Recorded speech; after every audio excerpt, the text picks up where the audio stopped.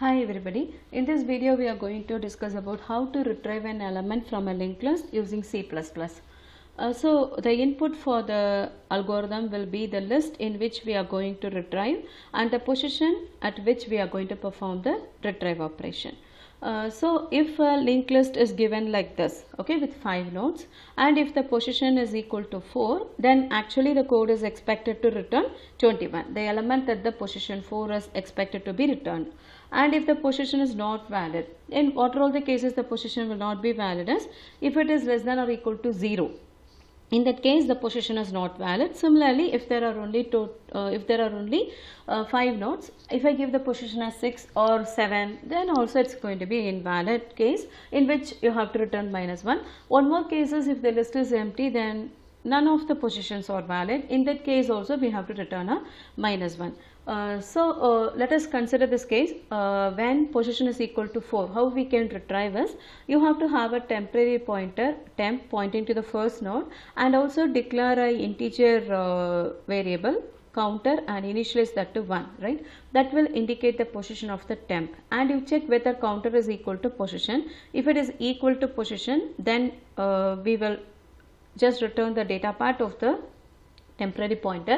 Otherwise what we have to do is we have to increment the counter and move the temp to the next position as well. Okay, so now counter is 1 and you are checking whether it's equal to position, not equal, so change counter equal to 2 and you make your temp to point to the next node, right? And check now, repeat the step, check now whether counter is equal to position, not equal, right?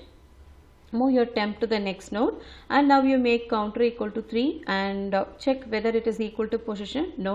Move your temporary pointer to the next node. Now counter will become 4 and you will be checking whether it is equal to position, yes, then you should return 21. This is how the algorithm will work. And if the position is now 6, right, what should happen? Now counter is not equal. In the case when my position is equal to 6, then I'll be incrementing the counter, right, and I'll be moving ahead right here, and next I will try to make counter equal to 6 and I'll be moving my temporary pointer. My temp will become null, right?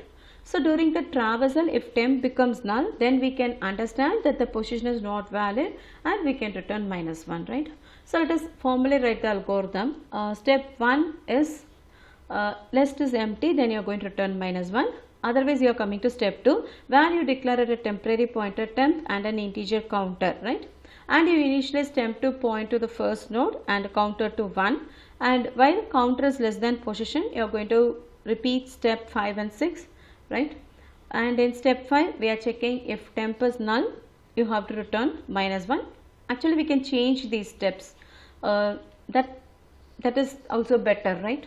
You can also change this because we know that the list is not empty. If the list is not empty, initially temp is not null, right? So we will do step 6, 5 and then step 5, move temp to the next node and increment the counter and then check whether temp is null. If temp is null, then you can return -1, right?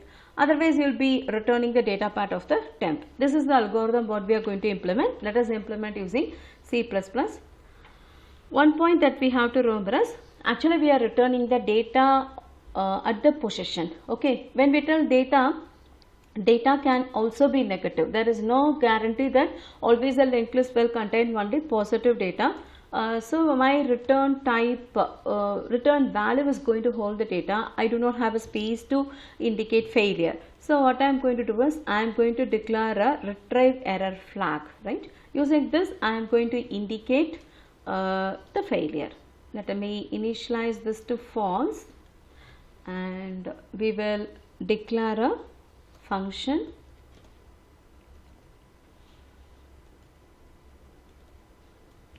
and give the position also.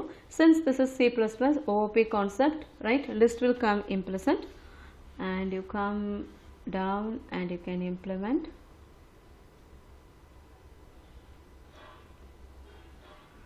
So the return type is bool.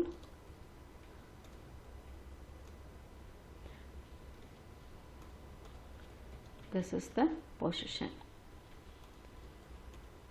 So the first step of the algorithm asks us to check whether the list is empty. If the list is empty, then we have to set the retrieve error flag equal to true and return -1. As we discussed earlier, we should be very careful when we are working with global variables as it may have side effects. We have to make it as false at the entry. If failure occurs, then we are going to just set it and return -1. Now next step is you have to declare temporary pointer and then you have to declare a counter also. Okay. Now you will be telling temp equal to head, right? We will point to the first node and they will be telling counter equal to 1, right? So these steps are already done. What is the next step in the algorithm that we discussed? Let us see that. The next step is initialization is done while counter is less than the position, right? So you can check while counter is less than position. What should you do? You should move the temporary pointer to the next node, right? Temp equal to temp next, okay? And counter you have to increment, right? And here you can check if temp is equal to null, right? If I have reached the last node, not last node, if I moved outside the list, that's what we mean when I tell temp equal to null. How will we indicate last node is temp's next part will be equal to null. Temp next equal to null means we are at the last node, but when we tell temp equal to null, it means that we have moved out of the list, right? In that case, I have to do two things. First thing is I have to set the error flag and I should also return -1. Okay, both the things we have to do.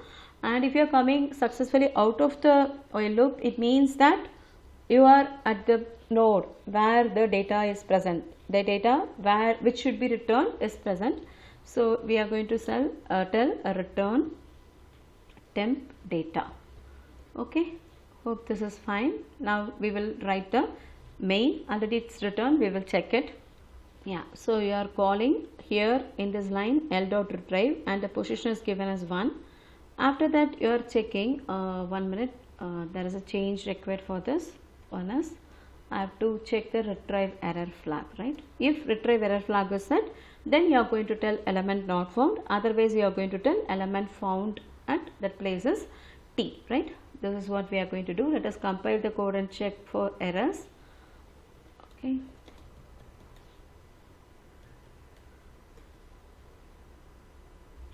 Okay, there are errors. Let us check it.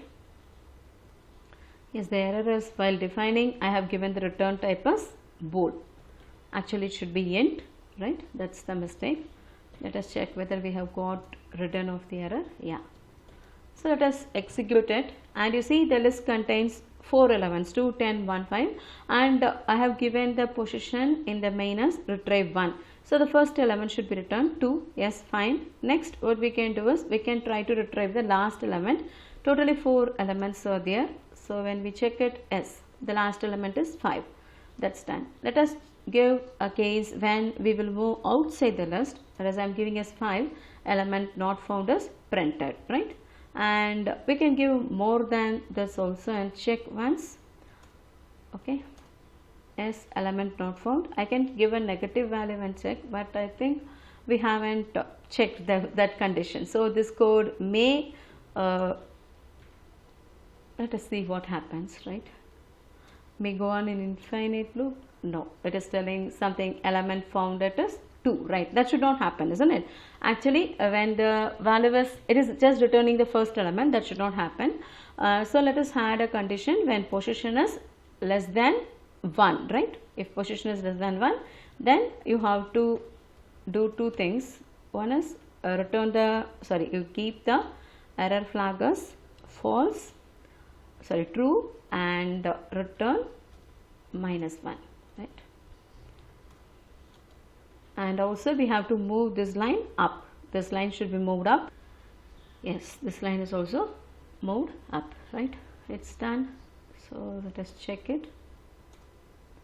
Yeah, so in that case it's telling element not found, or we can have some other interactive message like invalid position, right? Okay, so I think that will be more appropriate. That message you can just check it and you can change it. I'll be sharing the code in the GitHub. You can try it by yourself. Thank you.